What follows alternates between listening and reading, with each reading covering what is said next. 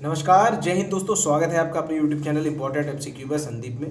दोस्तों, DElEd third semester math की तैयारी के क्रम में आज हम फिर से 10 प्रश्नों का मॉडल पेपर लेकर आए और इस बार हम बहुविकल्पी प्रश्नों का मॉडल पेपर लेकर आए हैं जो एक एक नंबर के स्टार्टिंग में 5 क्वेश्चन पूछे जाते हैं। उस तरह के क्वेश्चन हम 10 लेकर आए हैं आपसे।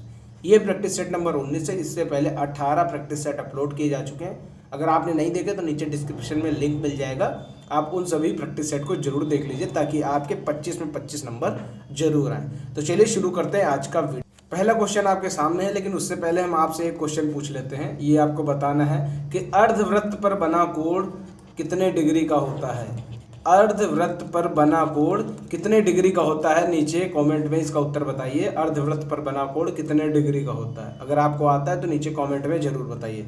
यहाँ पर जो पहला क्वेश्चन आपके सामने दे रखा है, a की पावर 8 इंटू ए की पावर 12 डिवाइड बाई ए की पावर -4। तो देखो यहाँ पर सब में बेस वैल्यू a है, बीच में लगा है मल्टीप्लाई, इधर लगा है डिवाइड। तो जब मल्टीप्लाई लगा होगा तो ये दोनों आपस में जुड़ जाएंगे। तो 8 और प्लस -12, तो ये -12 आ गया। और ये माइनस होना है क्योंकि यहाँ पर डिवाइड लगा हो, तो जब -4 होगा तो ये खुल जाएगा, माइनस माइनस हो जाएगा आपका प्लस हो जाएगा। तो यहाँ पर ये हो जाएगा 4। 8 4 12, 12 -12 इक्वल टू 0, यानी a की पावर 0 आ गया। तो जब a की पावर 0, किसी भी नंबर का पावर अगर 0 है तो उसका आंसर क्या आएगा, 1। तो यहाँ पर ऑप्शन डी सही उत्तर हो जाएगा। ठीक है, नेक्स्ट क्वेश्चन देखिए। 3/20 का प्रतिशत रूप क्या होगा। जब भी कोई भिन्न दी हो और उसका प्रतिशत रूप निकालना हो तो उसमें 100 से मल्टीप्लाई कर दो।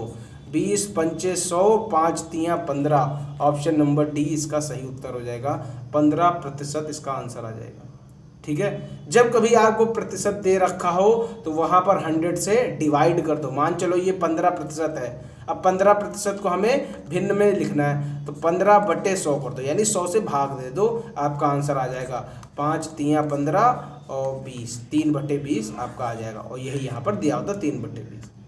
नेक्स्ट क्वेश्चन देखो क्या है। ए दे रखा है आपका 3 5 7, बी दे रखा है 6 7 8 और पूछ रहे हैं कि ए इंटरसेक्शन बी निकालो। इंटरसेक्शन बी उल्टा यू बना हुआ है तो वो है इंटरसेक्शन। इंटरसेक्शन में वो होता है जो दोनों में कॉमन हो, यानी ए में और बी में जो दोनों में कॉमन हो वही इंटरसेक्शन बनेगा जाकर। तो 3 5 7 6 7 8 में 7 कॉमन है तो आपका सी ऑप्शन सही हो जाएगा। अगला क्वेश्चन यहाँ पर है, क्वेश्चन नंबर 4 है। किस चेक का भुगतान सिर्फ बैंक खाते में होता है। वाहक, आदेशित, रेखांकित या फिर बैंकर। अब बैंकर नाम का तो कोई खाता ही नहीं होता है तो ये तो ऑलरेडी गलत हो जाएगा। आपके पास है वाहक, आदेशित और रेखांकित। कौन सी चेक ऐसी है जिसका भुगतान सिर्फ बैंक खाते में होगा, तो वो होगा रेखांकित चेक। आपने देखा होगा जब ये चेक होती, मान के चलो।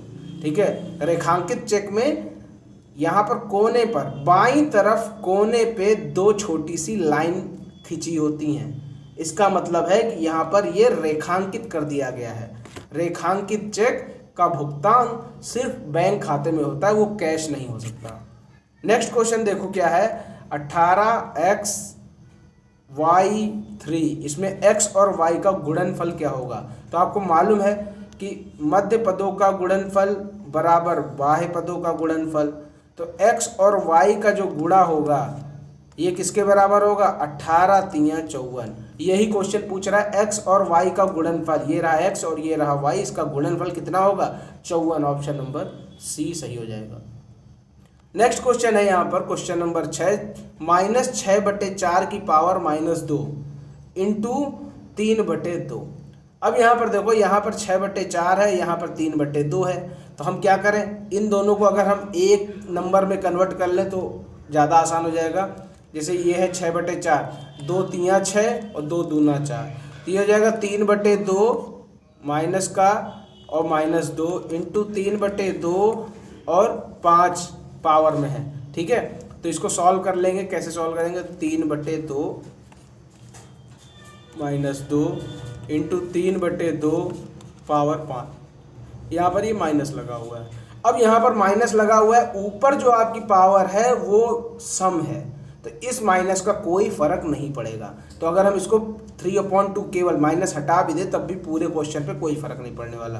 तो 3/2 ब्रैकेट में -2 और नंबर सेम है और यहाँ पर बीच में लगा हुआ है मल्टीप्लाई, तो ये पावर जो घात होंगी ये जुड़ जाएंगी। तो -2 + 5 ये कितना आ जाएगा 3/2 और 3। ठीक है, तो 3 का क्यूब कितना होता है 27 और 2 का क्यूब होता है 8। 27/8 इसका आंसर आ जाएगा। तो वो है आपका option number A. Next question है लाभांश दिया जाता है। लाभांश इंग्लिश में अगर इसको कहें तो वो है डिविडेंड। ठीक, ये किसको दिया जाता है? ऋण पत्र धारक को, शेयरधारी को, सरकार को, या फिर इनमें से कोई नहीं।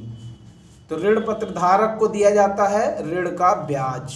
ठीक है, तो इसको मिलता है ब्याज। शेयरधारी जो इंसान शेयर खरीद के रखता है उसको दिया जाता है डिविडेंड, लाभांश। सरकार को नहीं मिलता, सरकार को टैक्स मिलता है केवल। चलो नेक्स्ट क्वेश्चन पर क्वेश्चन नंबर 8 है 40, 50, 60, 70, 80, 90 का समांतर माध्य क्या होगा?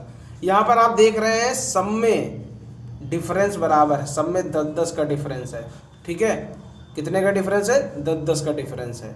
तो हम यहाँ पर क्या कर सकते हैं, हमें समांतर माध्य निकालना है। तो इसमें जो बीचों बीच की जो नंबर होगी वही समांतर माध्य होगी। आसान तरीका अगर विकल्प ये बहुविकल्पी में आ जाए समांतर माध्य निकालना और इन सभी में आपका डिफरेंस बराबर हो तो आप आसानी से निकाल सकते हो। ये रहा 40, 50, 60, इधर रहा 70, 80, 90।